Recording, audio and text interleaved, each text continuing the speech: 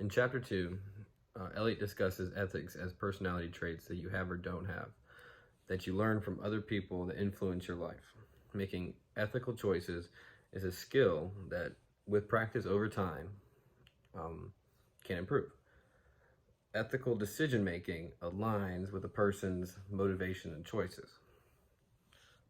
Media professionals or journalists or specialists are held accountable to a higher ethical standard because of so many people that they reach out to.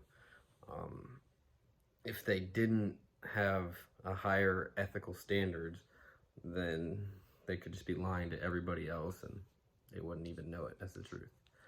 Eliot mentions that Kohlberg says a person's in the early stages of moral development are motivated by reward.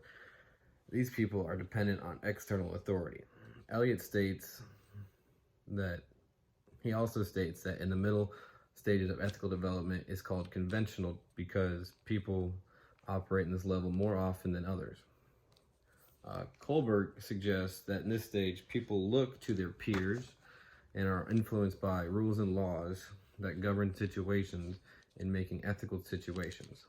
Eliot also states the third stage of ethical development is called moral sophistication.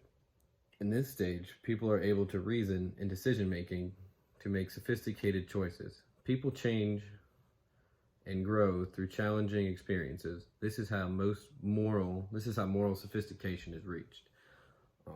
In the end of chapter 2, it describes the scenario where Sarah is this journalist who is in this ethical dilemma with her editor and other journalists because after clocking out, she goes out of her way to help like her old stories with like groceries or other things that the community government wasn't supplying.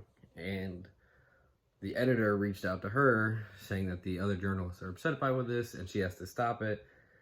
And so instead of just stopping in total and not helping the people in need, she used her journalism to show and speak out and to show what wasn't being done in the community. And so it all ended up well after she used her ethics to help the community.